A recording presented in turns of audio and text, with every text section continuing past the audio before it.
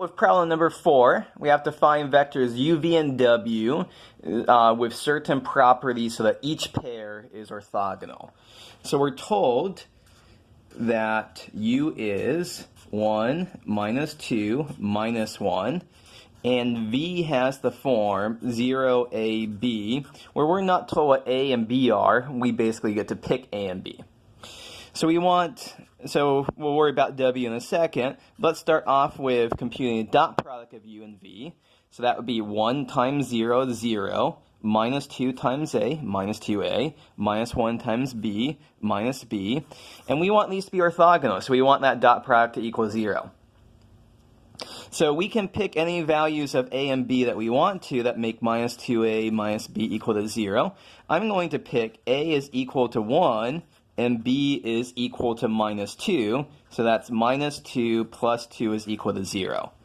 So my answer here, you might have a different answer, but my answer is going to be 0, 1, minus 2. And the quick check says that yes, u and v are now orthogonal to each other. But the problem asks for a third vector, w, that's orthogonal to both u and v now. Well, how do we find a vector that's orthogonal to two other vectors? Once again, we take the cross product. W is u cross v, I hat, j hat, k hat, 1 minus 2 minus 1, 0, 1, minus 2. And we end up with 4 plus 1 I hat minus 2 plus 0 j hat plus, looks like 1 minus 0 k hat. So our w is 5, 2, and 1.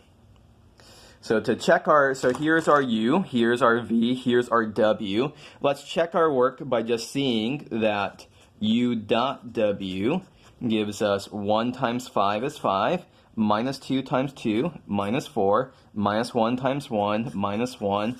That, in fact, gives us 0, so u and w are orthogonal.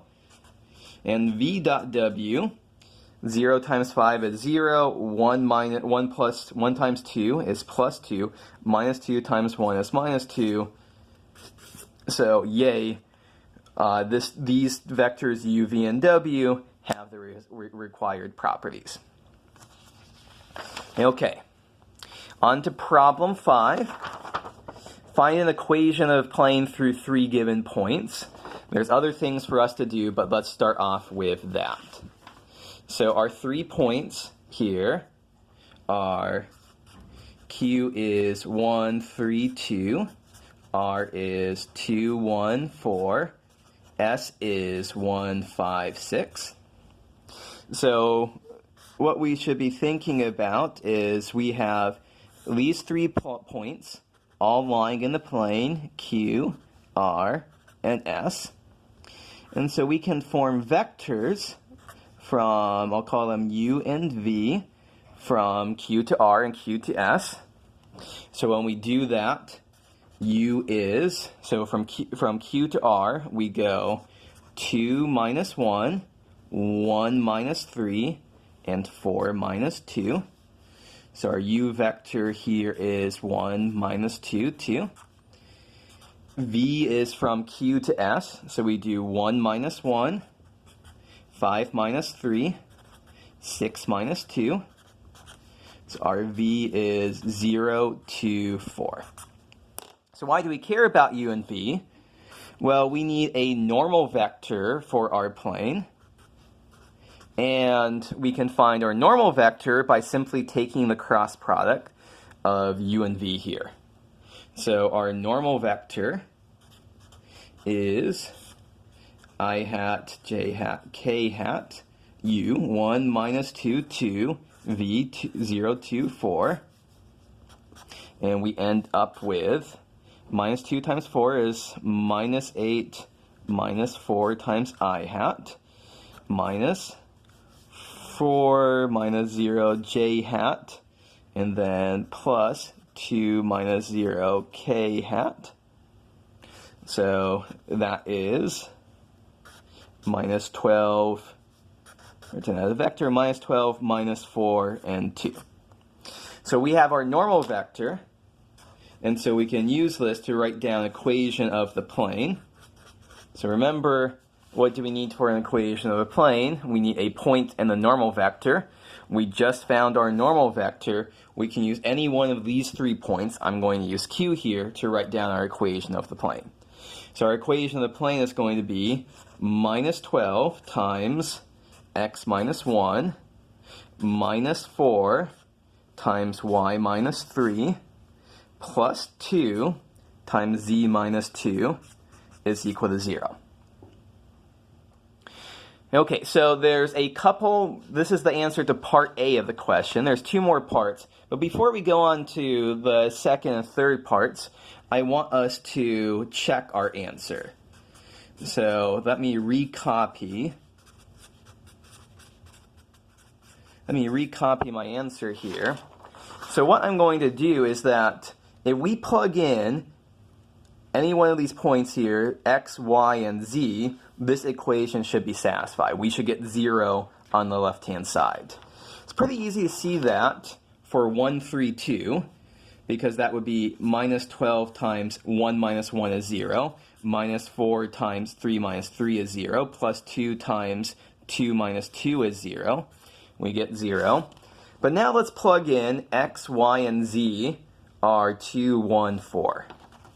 So that would be minus 12 times 2 minus 1, minus 4 times 1 minus 3, plus 2 times 4 minus 2, and that is minus 12. Minus 4 times minus 2 is plus 8. 2 times 2 is plus 4. So hey, that's 0. That checks. Let's check S. Let's also plug in x is 1, y is 5, z is 6.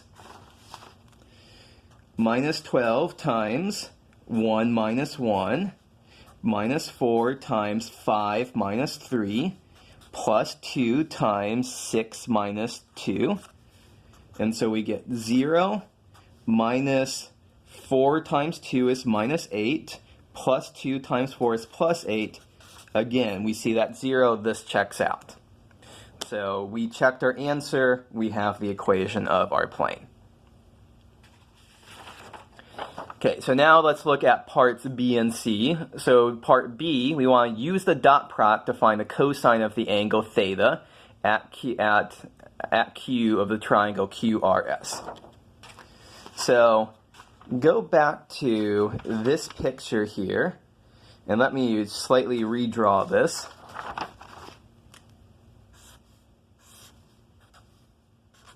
So here is Q, here is theta, here is U, here is V. So we need to remember how the dot product connects up with the cosine of the angle. So cosine theta is equal to U dot V over magnitude U times magnitude V. So we're going to use the same U and V vectors as before. U is 1, minus 2, 2, and V is 0, 2, 4. So what do we have to do? We have to take a dot product and find the magnitudes of these 2 vectors. Let's do that on the next slide. So to recall, U was 1, minus 2, 2. V was 0, 2, 4. And so U dot V is 1 times 0 is 0, minus 2 times 2, minus 4, plus 2 times 4 is plus 8. So our dot product is 4. Then the magnitude of U is the square root of 1 squared plus minus 2 squared plus 2 squared. And that's 1 plus 4, square root of 9 is 3. And the magnitude of V is the square root of 0 squared plus 2 squared plus 4 squared. So it's the square root of 4 plus 16 is 20, which is 2 square root 5. So cosine theta is 4, the dot product, over 3 times 2 square root 5. We want to simplify that. That's 2 over 3 square root 5. This is the cosine of this angle here. If we wanted to say what theta is, we could just say it's the inverse cosine of 2 over 3 square root 5. Then part C is asking us for the cross product, gives us information about the sine of theta. So what does the cross product do? The magnitude of u cross v divided by the magnitude of u magnitude of v. This is equal to the absolute value of the sine of the angle between them. So we already have computed the magnitude of u and the magnitude of v, and the cross product from before, the cross product was going to be u cross v is minus 12 minus 4, 2. So the magnitude of the cross product is minus the square root of minus 12 squared plus minus 4 squared plus 2 squared. So square root of 144 plus 16 plus 4.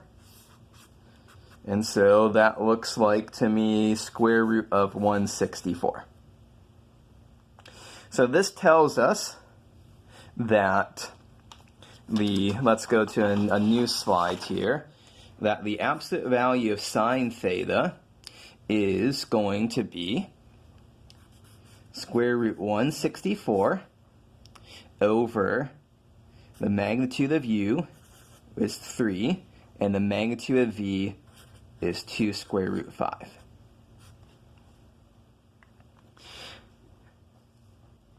Now, at this point, a few wrap-up comments to make here. So, first, note here that theta is an acute angle here. We can tell that because u dot v is positive. And so, if theta is an acute angle, the sine of our angle is also going to be positive. So sine of theta is square root of 164 over 3 times 2 square root 5. I think, let's see here, 164 is equal to 4 times 41. So that's 2 square root 41 over 3 times 2 square root 5. I just wanted to get rid of those 2's here. Square root 41 over 3 square root 5. So the last thing for us to do in this problem said to verify that cosine squared theta plus sine squared theta is equal to 1. So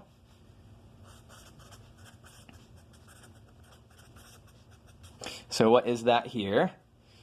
We're verifying that 2 over 3 square root 5, all of that squared, plus square root 41 over 3 square root 5, all of that squared is equal to 1. And let's see if I have done this problem correctly. So that would be 4 over 9 times 5 plus 41 over 9 times 5. And hooray, that's 45 over 45. That is 1.